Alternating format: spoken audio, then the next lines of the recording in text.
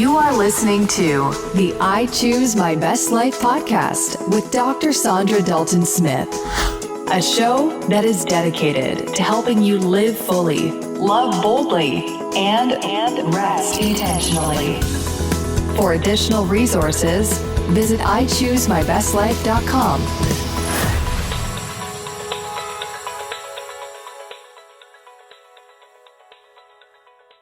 If you are feeling overwhelmed and in need of a break, I want to invite you on an experience like no other. This is our very first Rest and Renew cruise. It is happening January 16th through the 20th, 2025, aboard a luxurious, beautiful ship with Royal Caribbean.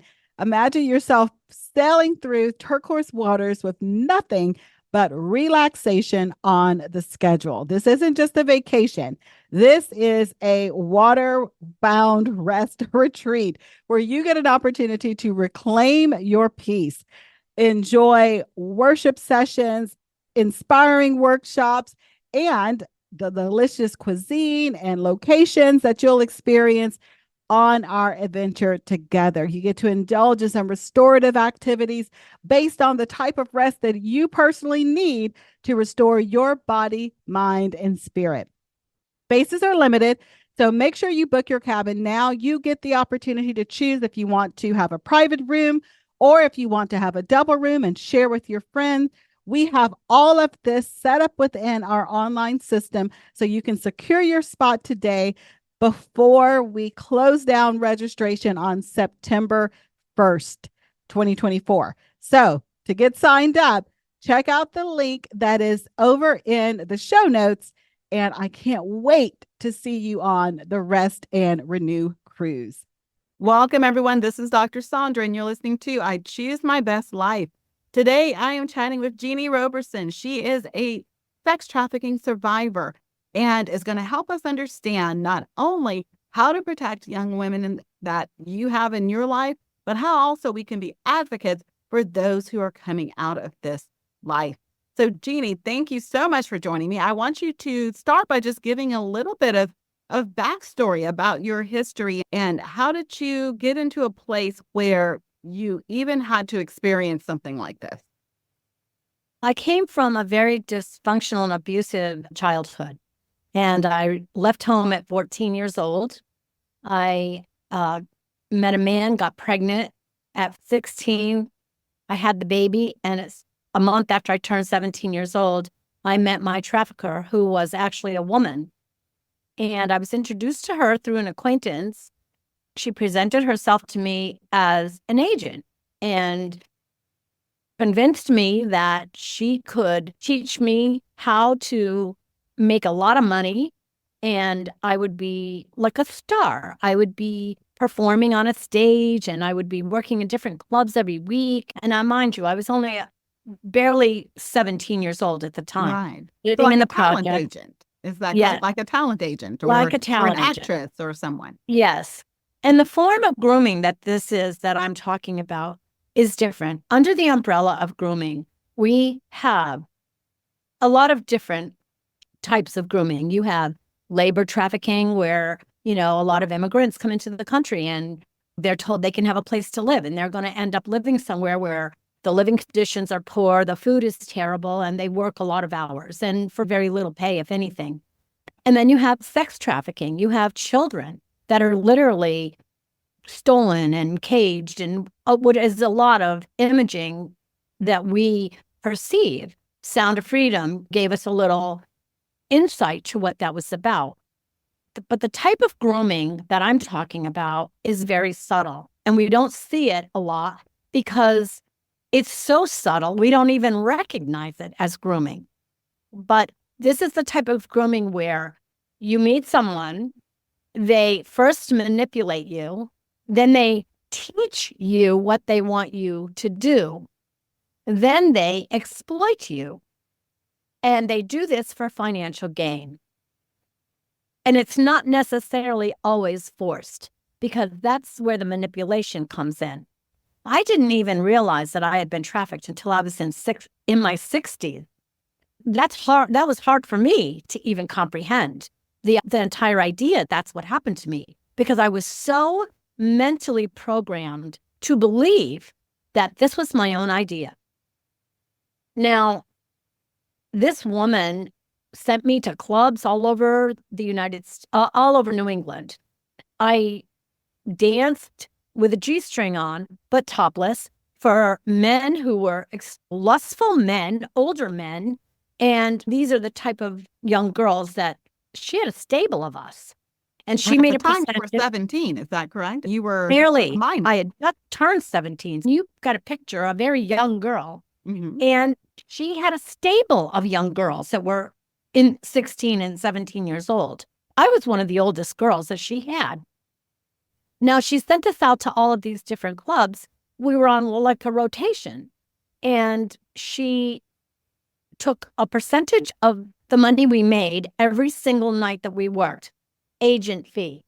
Mm-hmm. Then all of the costumes that we needed to perform, because especially in my case, she taught me how to move. She brought rhinestone diamond studded costumes, beautiful gowns. They zipped up the side with feather boas. And just to look at those things, any little girl would picture herself like a movie star. And I certainly did. So on top of that, she promised that I would make enough money to buy a house, move out of the projects. I could get a backyard for my son. I would have a much better life than what I was already living.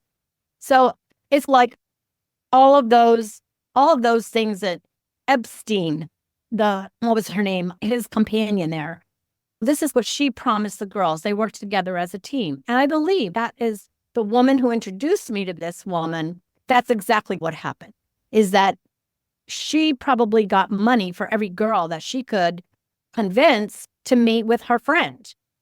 I was at a writer's conference pitching my book, Shattered for Glory, which is my memoir. And as I was explaining my story to the publisher, she stopped me and she said, "Oh my gosh, you were trafficked." And I said, I made up my own mind to do this. And she broke down everything, the way it happened, the manipulation, the grooming, the exploitation. Why trafficking is considered trafficking is because there's money exchanged. And when I thought of it that way, I thought, oh my gosh, how could I even have not recognized something like that happening to me?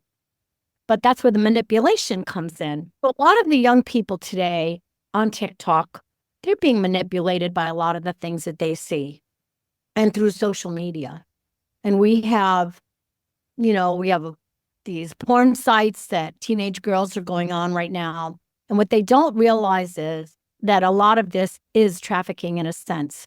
It's trafficking because they tell them that they can make a lot of money. These days, it's done in the house, in your own, and parents, in their kids' bedrooms. These girls will take pictures of themselves for something like maybe fans only, and they sell the pictures. But what they don't realize is that this stays online forever. Mm-hmm. This will never come off. And then later in their life, when they want to do something that maybe, it could come back on them as far as a job, their children, when they have children.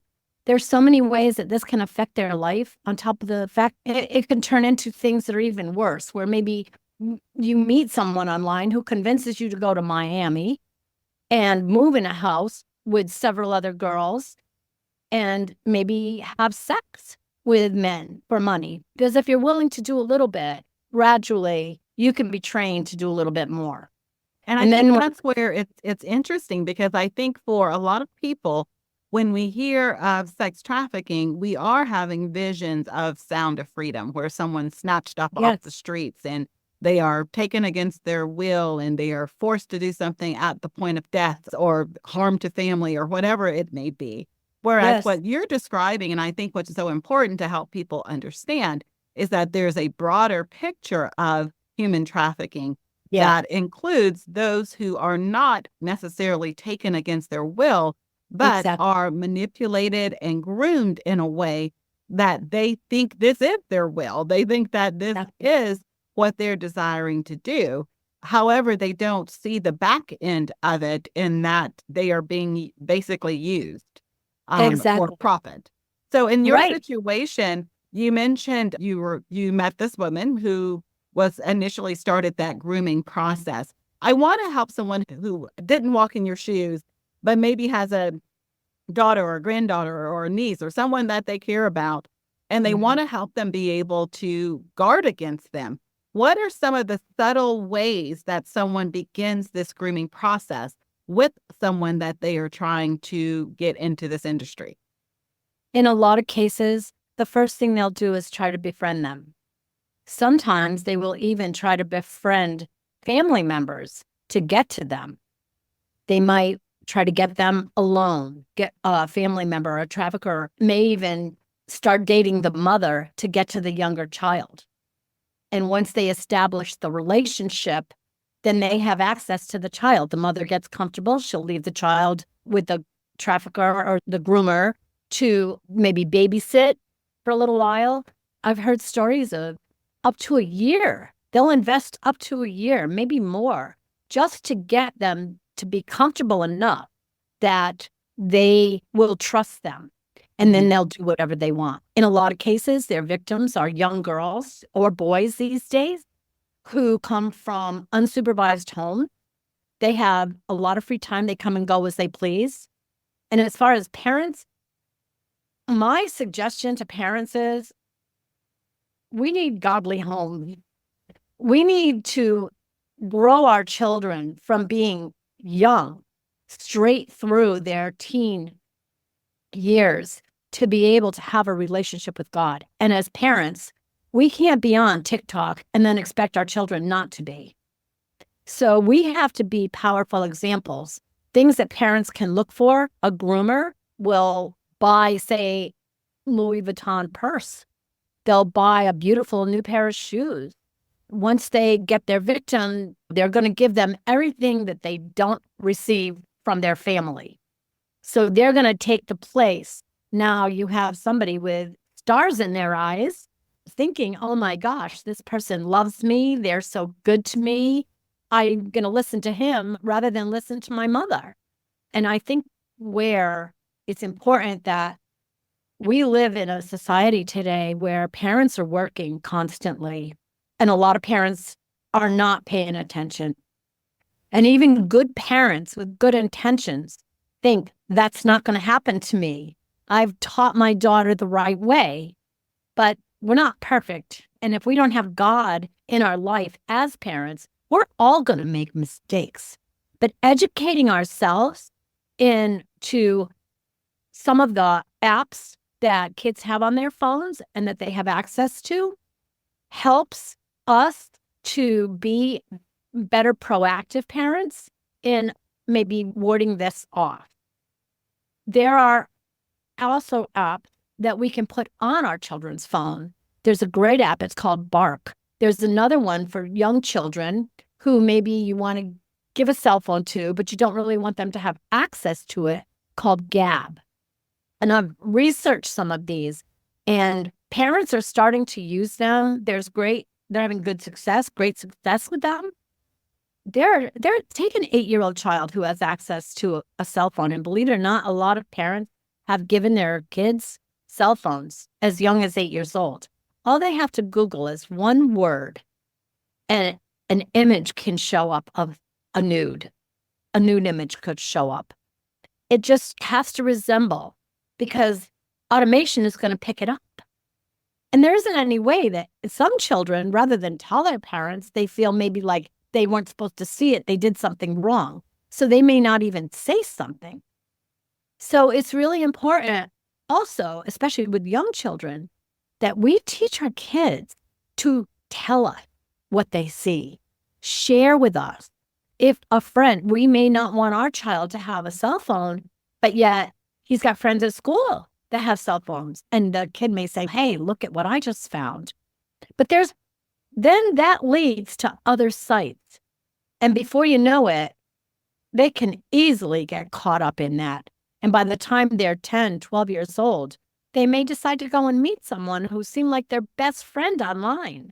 I think that happens probably more than most of us realize, because we hear oftentimes stories about someone meeting someone up at a restaurant or coffee or park or somewhere, And you sometimes will wonder, why would they even do that?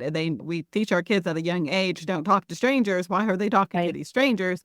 But social media has really made it commonplace to talk to strangers.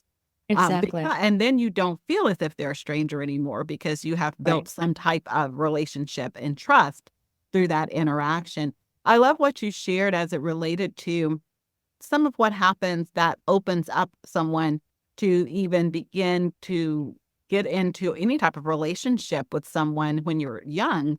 Because I think for a lot of us, when you grow up, if you have a childhood that's not perfect, which none of them are, but some have a lot more difficulties than others through childhood.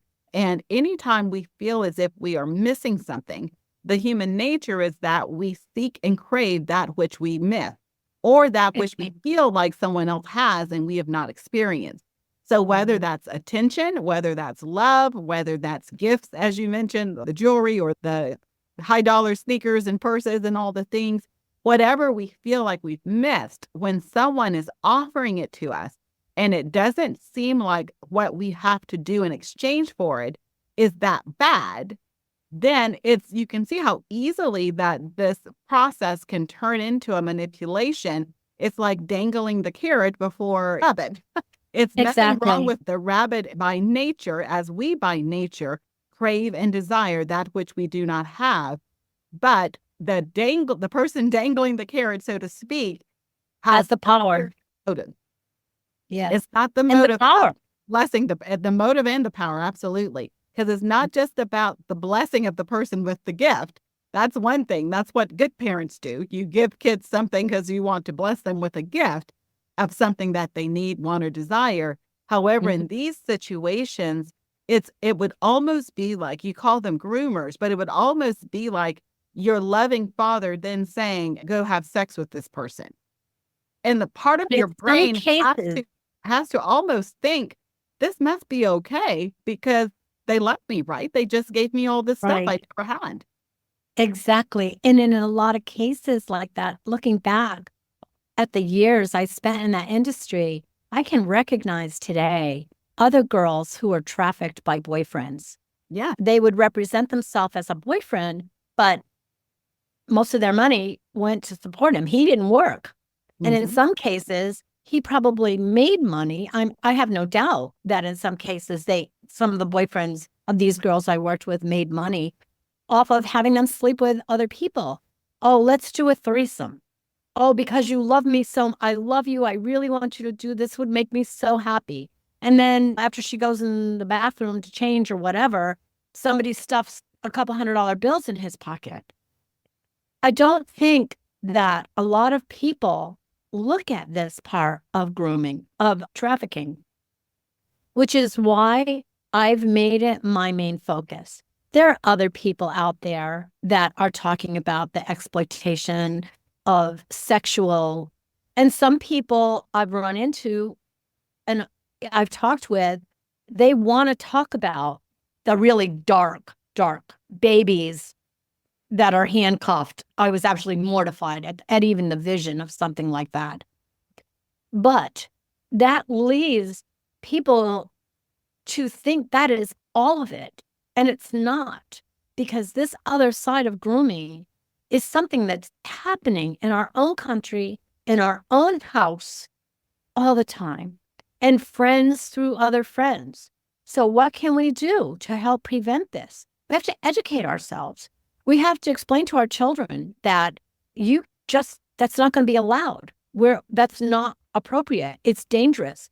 Look at the statistics.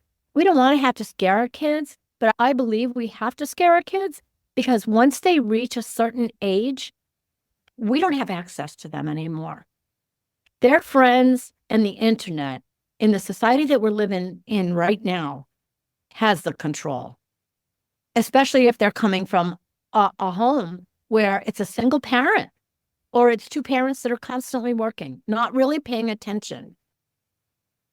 It's hard. I remember when I was a kid, and you probably do too, our parents used to talk about peer pressure, or mentors would talk about peer pressure. And today, what these kids are going through compared to the peer pressure we went through is such a tremendous difference. And I was afraid for my own girls growing up. Now I'm terrified for my grandchildren. I have 2 granddaughters, and one of them is 5. And I just to hear the word TikTok out of her mouth terrifies me. I praise God that I have the Lord and I'm able to pour into her a lot of what she doesn't get at home, because even my own children, the enemy, Saundra, is going to battle us. They will use our families. They'll use our daughters. They'll use our grandchildren. They'll use our husbands. The enemy wants to destroy the home. And this is the chapter that I'm working on in my book right now. I'm working on my spiritual warfare chapter, which I suffered so much of when I left that industry. I was 38 years old. Once he snatched me out of that industry, apart, my stepfather passed away and I moved to Florida. I took a trip. I moved to Florida. My husband remarried a woman with the same name as me. 3 years later, they divorced. And he was back in my life full force again. 3 weeks after I left him, a hurricane hit the Keys and completely destroyed our home and the entire street that we were living on. It was just one event after another. And I couldn't understand. I was God, but I'd quit. I'm not in that anymore. I walked away. It's behind me. Why am I going through all of this? For a while, I did ask, and then I stopped, and I just turned everything over. I was like an empty vessel, and all I wanted to do was grow in my faith. I was learning to trust God under those terrible circumstances that I was going through, and I can tell you, in every instance, God came through with flying colors for me. For example, when I went through the hurricane and lost my home, I became a Red Cross volunteer. I used my store that I was in the process of opening a store called Inspiring Souls. And it was a shoe store. And I had no merchandise. The Keys were a mess. And God just poured into me. He directed me into helping other people. I used my store as a housing board to help people find housing.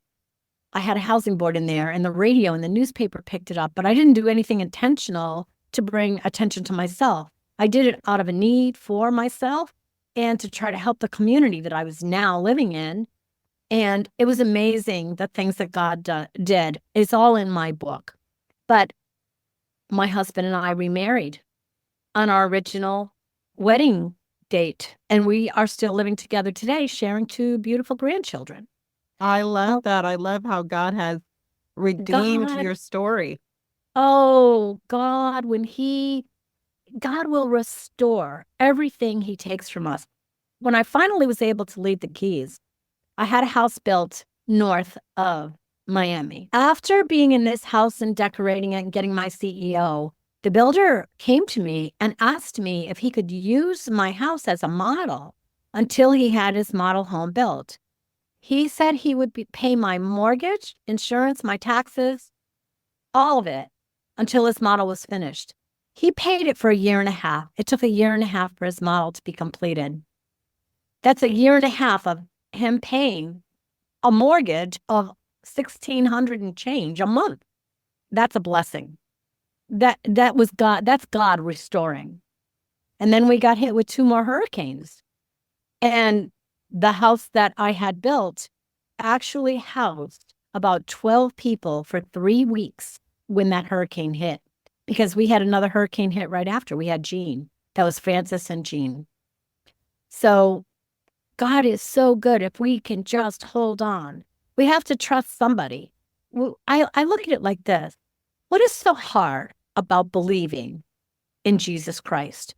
What is so hard about saying the salvation prayer? Please, dear God, forgive me of all my sin and cleanse me. Come into my heart and make me new.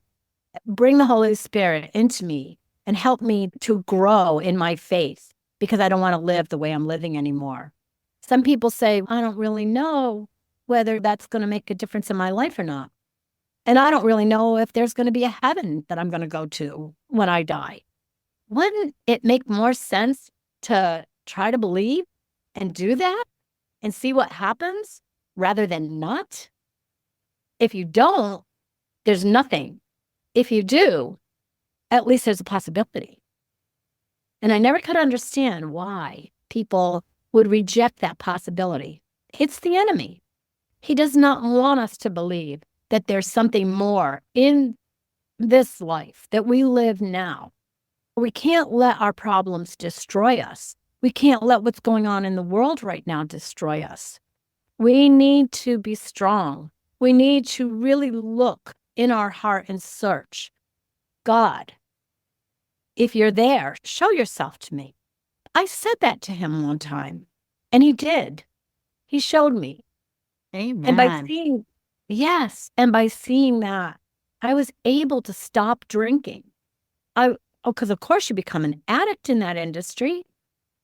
Look at what he's done in my life. I'm an actress. I'm in several movies. I do television commercials, all faith-based. God will take the brokenness in our lives and he will turn it into beauty. He will grow us. He will use us to help others. Every step I took in my spiritual growth, God placed someone in front of me. I met someone who helped cross into the next level of awareness, of spiritual awareness. I think that's so important because we were talking about groomers as it relates to evil, because that's what's happening with the human trafficking situation. The groomers are grooming you for the evil that they want to accomplish. However, the same talents that they saw are the very same talents that God wants to use for his glory. And that requires mentors, not groomers, but godly mentors to move you in that direction. We've been chatting with Jeanne Roberson. She is an actress, speaker, and a sex trafficking survivor. And I want to make sure that you guys know how to get in contact with her and to learn more about her story and how to get a copy of her memoir when it releases. So, Jeanne, what is the best way for people to connect with you? The best way for people to connect with me would be to go online and Google. You can Google my name, Jeanne Roberson.com. I also have inspiringsouls.com. Both of those websites have books that I've written, that I have stories in that are available. Chosen to Live is one of my books that actually I share my testimony in that book. And that would probably be the best way to reach me. Excellent. We'll share the links to your website and to your books in the show notes so that people can connect with you there. Until next time, everyone, live fully, love boldly, and rest intentionally.